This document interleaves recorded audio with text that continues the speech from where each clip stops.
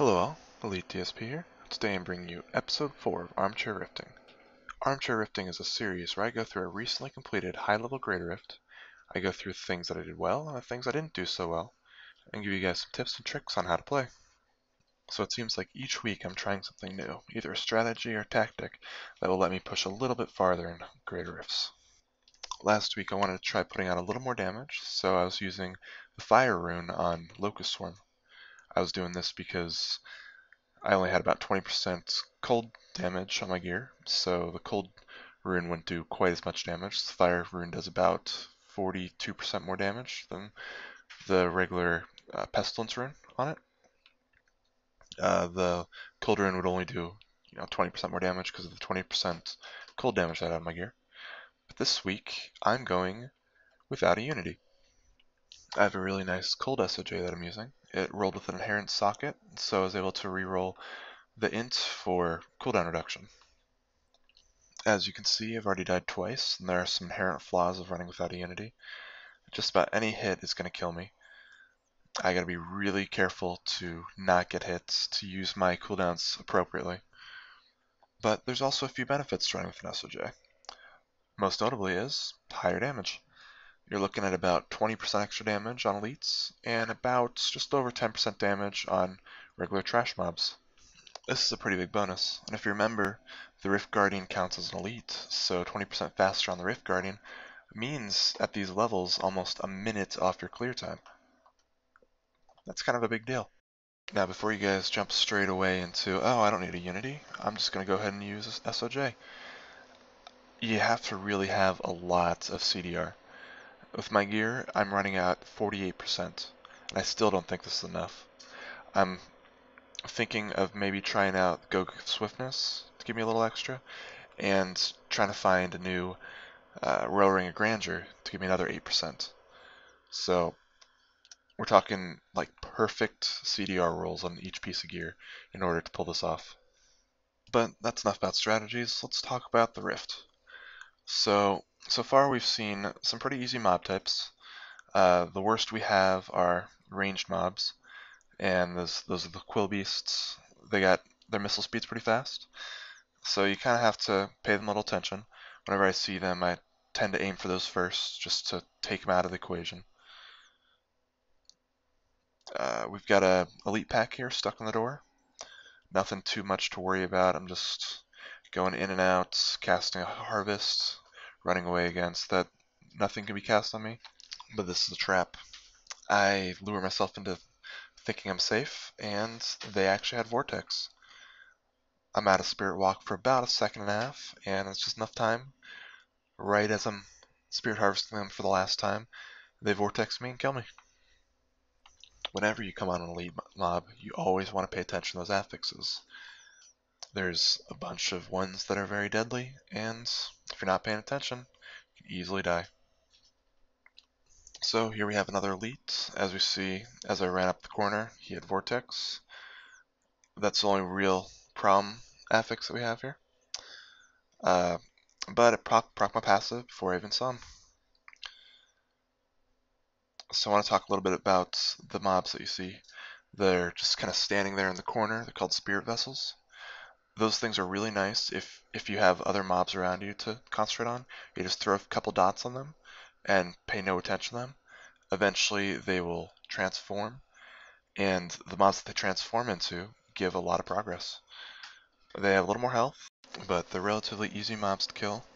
They do have a charge that you gotta watch out for. But other than that, they're pretty slow moving melee mobs. So we're coming back up on this elite mob. He killed me once. I'm a little cautious. I know he's got Vortex. I'm gonna pass this down. So I'm hiding behind the stairs, coming out with Spirit Walk, and just kill him real quick. He's low health. Gotta pick up my progress points and move along. So my next group here has Mortar. See that right off the bat? Kind of wary. I do like to kill yellows. I know many people don't, but if I can drag them along into packs of other mobs, it's still progress to be made. Now my stance might change as I'm doing higher grade rifts. It's a 40. I'm to the point where I'm farming 40s now. And something there had Jailer. Ah yeah, blue pack. Missed the blue pack in there. So whenever you come back from a death, you gotta build up your momentum again. You gotta get out dots on at least a few targets, go in, harvest, and then as you see I'm running away. I'm not pushing farther in. I know there's Jailer to worry about, I know there's Mortar to worry about. So I'm really trying to just get as many dots up as I can and hopefully whittle down some of these packs. I also have Orbiter, which can definitely kill me fast. And I end up killing both the packs at once. Yellow packs, still progress. I see there's one purple orb left back there. Had to go back and grab. Now that those are taken care of, I can come back in.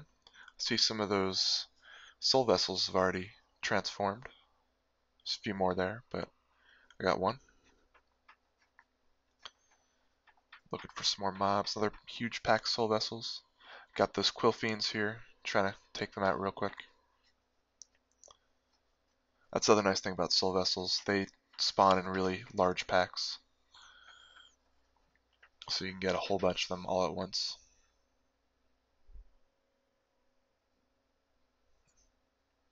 They're worth killing because each transformed one is about 1% progress. I could be off a little bit on that, but it's pretty close.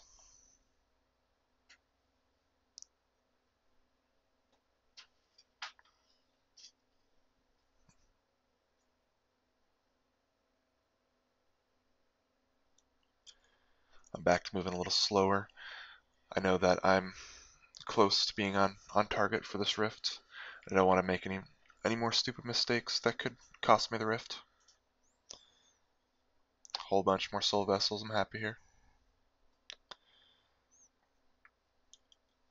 Those stairs down to that lower level is usually a pretty dense area, so it's nice when you find one in this tile set. Though with this new pack mortar, I'm a little wary of going down there, hoping that all those soul vessels will come up. Looks like they've all transformed just about, which is great. Killing this pack, this elite pack with soul vessels, should give me a lot of progress. And with all this extra minions there, the elite should be really easy to kill. Still checking down here. Looks like I picked up all the mobs just from my dots.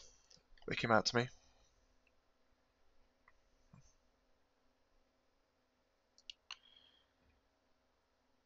So now I'm just searching for more mobs. Oh, we got another pack. Blues, these type of mobs usually have a lot of health. Something to keep in mind. And I got shanked in the back, turning a blind corner. I really hate corners. I can never see the mobs, but they can always see me. So you see I'm not going the same route where I was before. I'm getting close to the end of this rift. I know that it's a square tile set, and I know that there's more mobs if I go up this uncharted area. So it's a quicker run. Spend less time just running back. So we got health link. That's really nice. It takes out the mobs a lot faster usually. Mortar as well. That's the only thing to really worry about. But this thing's just dying fast.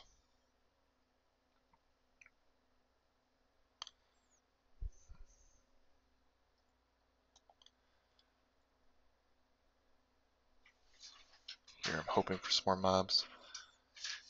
Not too much. I know I don't need much left, and I just really don't want to die again, so I am going a little slow. See a yellow pack. This should be enough to proc the Rift Guardian. They'll probably just kill white mobs to do it,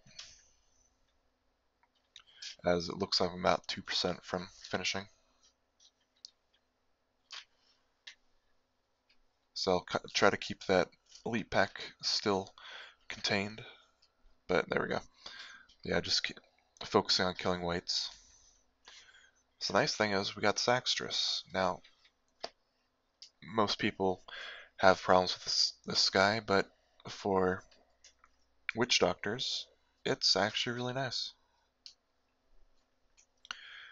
Whenever I get a Rift Guardian, I try to just put up one set of dots, don't haunt them again, so that it snapshots your damage. As you see, I got a 55 million dot on him, and I was soul harvesting for about 2 billion each time. That's some substantial damage, and it could have even been higher. That was only with 2 stacks of Gruesome Feast.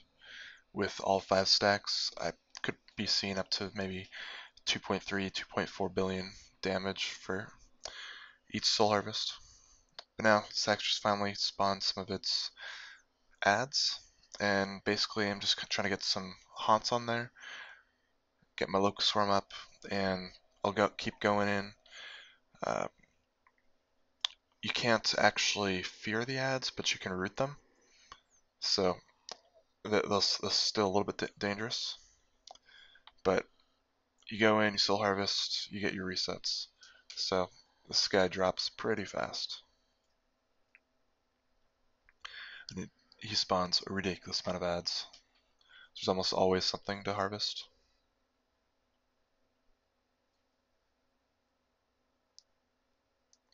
With having such high cooldown reduction, I can be in range of him and in Spirit Walk just about the entire time.